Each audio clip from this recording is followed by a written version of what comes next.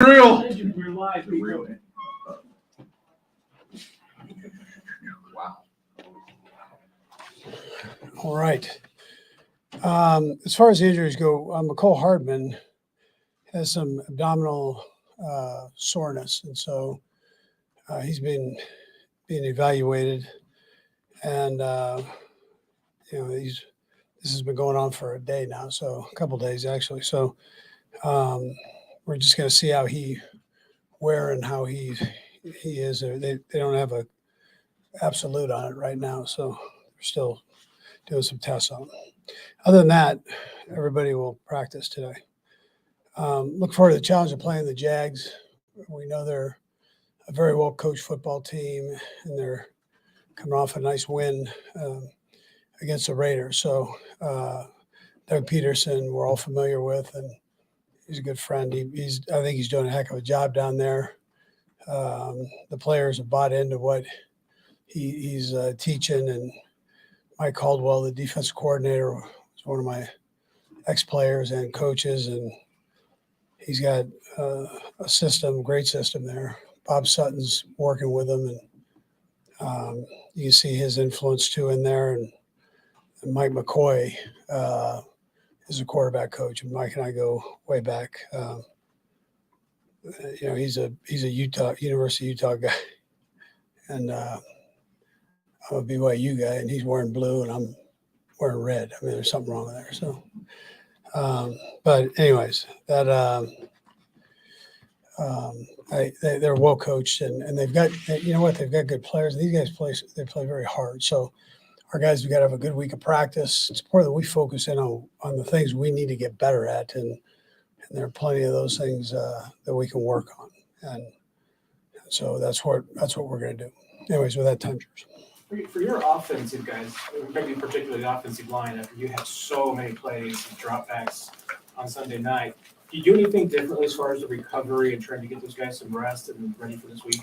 Yeah, so we're using our mid-season practices. So today's a lighter day, so they get to recover a little bit, and that'll help them. But we just started that, so it just happened to fall on a game where you had 100 snaps. Andy, what did you see from Trent McDuffie in his first game back?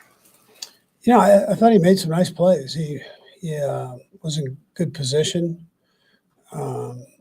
His ability to go up through the receiver but not interfere with him, I thought was big, and get hands on ball. I thought that was big. So, and he tackled, so he was in position to tackle, and I did a nice job there.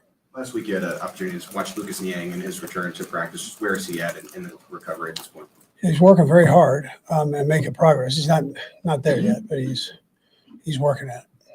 And he's been a couple games now where Isaiah's been the RB1. What have you seen from him? Yeah, he's doing a good job there. He's learning on the move, but he's had some good snaps. It's worked out well where the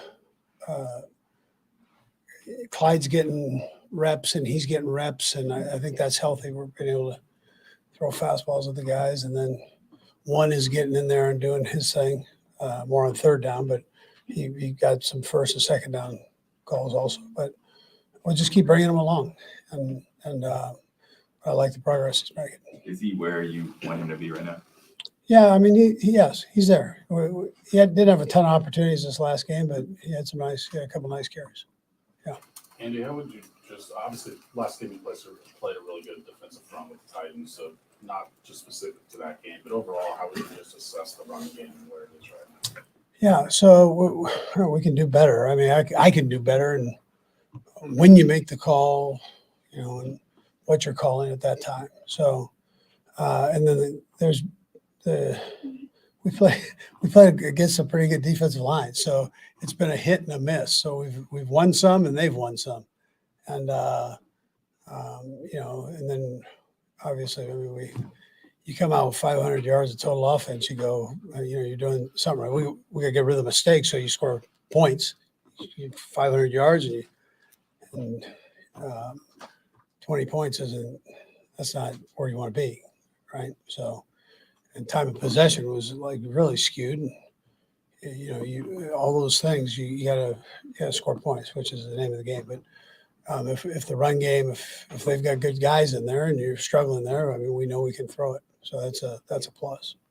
With the quarterback as talented as Patrick, have you found ways as he's developed to coach him to actually be better when he is outside the pocket, when he is scrambling? Are there things that you sort of notice that you guys from a coaching staff have given him and that he's actually applied on the field? Yeah, no, I mean, we know he's good outside the pocket. He's been that way before we got him here. So he was at college. But we've given him things that we can call to get him outside the pocket. And then naturally he's going to do that within the pass game. So somewhere and extend the play. But we do have things in the offense that we've put in trying to utilize that talent that he has. And he's made some big plays with some of those plays. Yeah. To follow up, Andy, I'm sure I'm asking if it's, I guess, a different feeling when he does scramble out of the pocket now versus 2018 when it was new for everybody, including you. Well, I trust him. I saw enough of his tape in college to know that he wasn't just firing things in there to fire them in. He's got pretty good decision making once he's out there. I'm good with it. I'm more comfortable that he knows the offense better now than he did then. So, and I think his decision making is probably better now than it was then, just by reps. We were able to get Kadarius in for 9 plays last game. Fair to say, reasonable to say those will tick up as the weeks go. Yeah, we wanted to get him 10 or so reps and just kind of get him going a little bit. So he'll get more as we go here. I'll see how he does this week. Coach, on the number of passes, when you're in a game like the first Sunday night, you probably feel like you're throwing the ball a lot. Did it feel like 68? When do you kind of get that feel when you're in the game, kind of when you're trying to get that mix that you like? Yeah, I knew we had a lot of plays, period, and Frazier gives me a heads up on all those things. So during the game, but.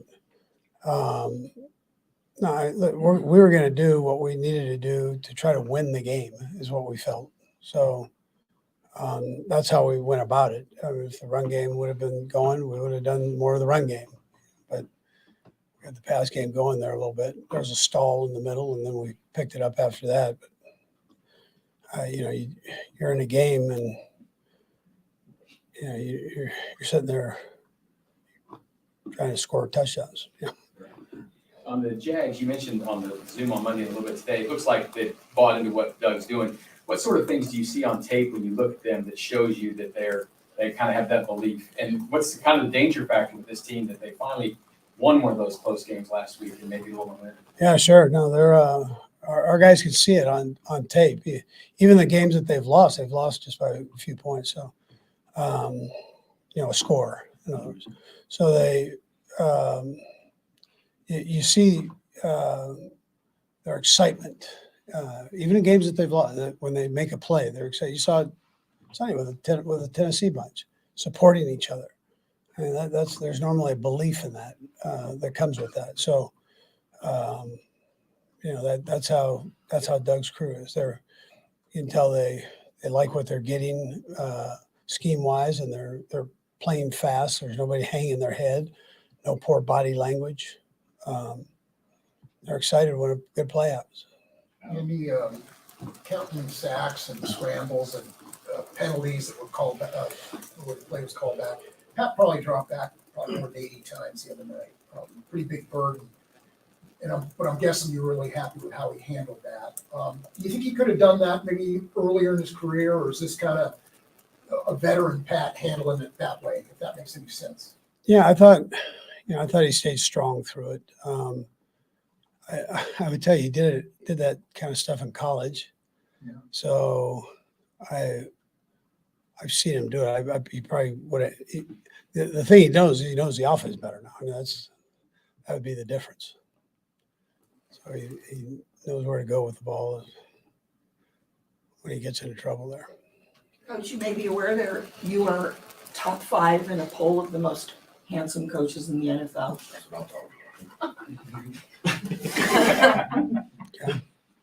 Did they underrate you? I was wondering why I wasn't first. Gotta get more redheads out there, Doug. I have to vote. Ryan Dable beat you at number 2. Well, that says it all, right? We good? All right. Come on, handsome.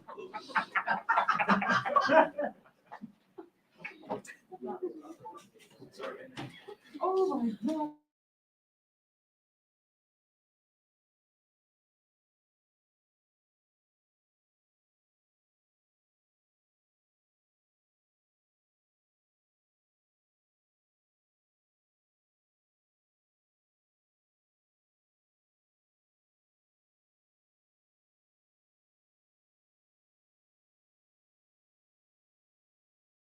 Hi, Patrick.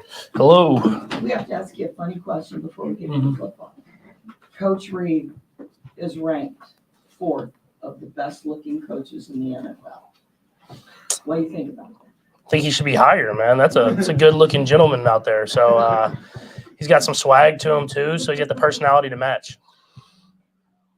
You get so many pass attempts last week. I know you're used to it, right? You've done that a lot in college. But do you do anything with your arm? Take a little time off? You're going to pitch count during practice? What sort of things are you doing with your arm these days? I don't. Ever since I've been young, I haven't really got sore even when I pitched when I was younger. So usually just the normal stuff. I mean, we do different stuff that I do with my trainers and stuff like that. But other than that, I just try to keep that arm strength up and keep rolling. When you face a former coach like a Doug Peterson, who knows you very well, how do you prepare knowing that they know a lot of things that helps you get to where you are? Yeah, I have to ask because I actually wasn't here with Doug. So he got here he left right before I got here. And so I knew a lot of people that knew him and talked very highly of him, how great of a coach he was. And so I have to kind of go back and ask sometimes, like, hey, on this check, does he know like what this check means and stuff like that, so that we can change the code words, we can change stuff up so that he doesn't have any intel on the stuff we're trying to get done. Patrick, when you do throw that many times in a game, late in the game, do you feel like what you're seeing from the defense that they pretty much expect to pass this pretty regularly? Not necessarily. I think we still do a good job of trying to mix it up. And obviously that game got a little out of hand as far as throwing the ball a little bit more than we wanted to as compared to running it. But it called for that. And to be able to do both, I think you've seen in games we've been able to run the ball a lot in some games. And then obviously there's games where you have to throw the ball. It's something that you have to do as an offense in order to succeed in this league, is being able to do both. And that's something that I think we can do in this team. When you said that the game called for that, what do you think? Yeah, just the way that their team's built. Their D line's a very good defensive line, especially against the run. They do a good job of being in the right gaps. Linebackers fly up and make plays, and so that day they had a good game plan for our run game. So we had to kind of use those shorter passes to kind of get those yards. And so that's just being able to be diverse as an offense. And I think the only thing next is we got to score some of those drives that we were kind of getting those yards, and that's something that we missed out on this last week. Patrick, a pretty big workload for you the other night. I'm imagining that's pretty exhausting, not only physically but mentally. How do you feel you handled that, and do you feel like you could have handled that kind of load early in your career, maybe your first year as a starter? Yeah, I mean, I feel like it. I mean, you don't know because you never have done it before. But at the same time, I feel like I could have went out there and competed. I think I did a good job of doing what it took to just kind of stay patient, even though stuff wasn't going our way, which is something I don't know if I could have done when I was younger in my career. I might have forced the issue a little bit more. But Coach Reid trusted me and trusting our offense to figure it out, and he kept calling plays and getting us into the right plays at the right time so that we were able to make it happen there at the end. You guys were able to win the game. You were able to convert. But as you looked at your film, were you happy with all the decisions that you made to scramble, or did you sense, okay, maybe I could have did this a little differently? I mean, there was definitely some decisions that I missed some throws that were out there. I think there was one time where it was going towards the other end zone. We didn't score in that. I thought I had McCole, and I kind of predetermined basically the cover 2 shell that he wasn't going to be open. And then there's the one down the middle of the field that I missed McCole, which I thought he was kind of getting in and out, and they somehow dropped him. And it's like another one you just predetermine. You think they're going to be in the right position, and then they don't end up being there. And so just trying to stay – when there's that many plays, you're going to miss throws. But whenever they're touchdown throws, you want to make sure you hit them. So try to go back and make sure I hit them whenever they're there. Patrick, the last couple games, Isaiah was promoted to starter. Where you stand from him? Yeah, I mean, he's a guy who's going to continue to go out there and put his best effort, put his best step forward. And he's someone that plays hard. He runs the ball hard. But in this offense, I mean, you've seen him in the receiving room. You've seen the running back room, tight end room, other than Travis. It's going to be a different guy every week. And I think just having Isaiah out there, I mean, he's going to be that physical runner, can really gain those extra yards, fall forward. But then when you throw in guys like Clyde and Jet, all these guys, they're ready to go. It keeps those guys fresh, and it keeps them ready to go whenever their number's called during the game. He's a young guy, but can you see him progressing? Oh, 100%. I mean, he's so physically gifted. He's so fast that sometimes you're like, man, you got to just take that extra step, then hit it. But you don't want to take that aggressiveness away from him, because it's hard for defenses to account for is how physical he runs. But I think as he sees more and more in this league, he's going to the sky's the limit, because he has all the physical tools to go out there and be great. Patrick, that 4th and 1 in overtime, you guys got timeout. You went and talked to Andy and Eric. Was that a talk about should you go for it, or was that a talk about play call you like? I just wanted that conversation. It was more play call. I think we figured we were going to go for it. We not only thought we were going to get it, but we trusted how our defense was playing. If we didn't get it, they could get us the ball back, and we could maybe get back in field goal range again. But we wanted to get to the perfect play call, and they actually did a pretty good job of covering the front side read of that play. But once that linebacker, that whole player, kind of pushed over towards Travis, I knew Juju was one-on-one on that backside. So just trusting in your guys to make plays, and Juju ran a good route, caught the ball, and got the first down. They were asking you questions. Did you suggest that one, or is that one on your mind? Yeah, that was one that we had talked about. So we had kind of talked about before going into the last drive. We got put in a situation where we needed one play. What were we thinking? And we had like a list of 3, and we were going to see how the defense was playing. And how the defense was playing, that was one of the plays that we had talked about. And I said that's the one I wanted to go with. And coaches, they trusted me and the guys to go out there and make a play happen in a big moment in the game. Patrick, a lot of fans, people outside the building will probably look and see the Jags coming in and think this isn't a very good team. This should be an easy win.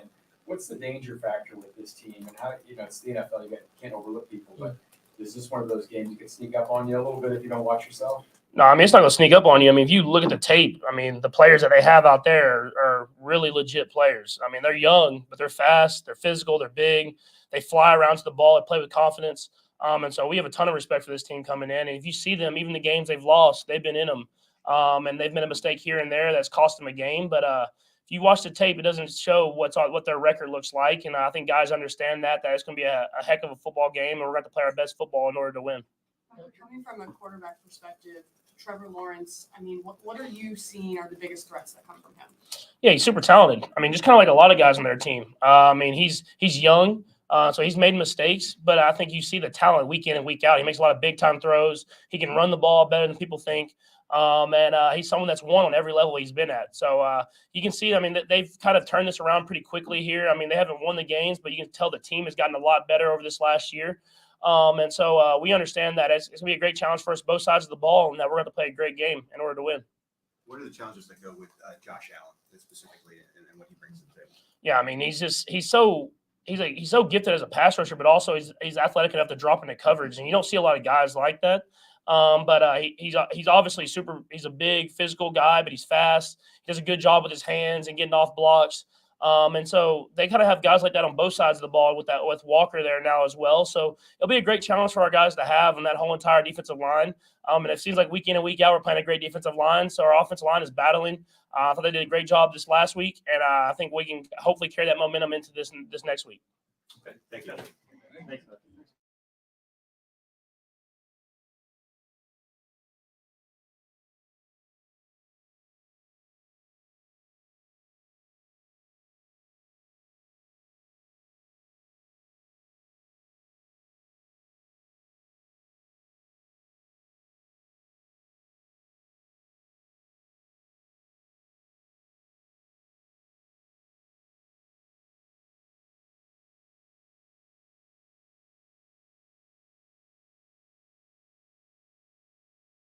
How frustrating was having to go out early, and can you just talk about your way and the way that you went through that? Yeah, I mean, going out the first game's always pretty frustrating and pretty disheartening because, you have all these goals and you have this plan that you set in place and it doesn't go that way. But I was able to kind of just take a step back, work really well with the trainers, work really well with the coaches, and kind of set this system where it was almost like I was going to play every week, but then just sit out the game. So I kind of kept this system of let's just keep this going so that when I did come back, it wasn't anything short of just what I was already doing. So just creating a system and just being able to stick to that, staying disciplined was the biggest thing for me to be able to come back the way I am now. What do you think was most valuable part of trying to stay disciplined during that time? Honestly, I think it was patience.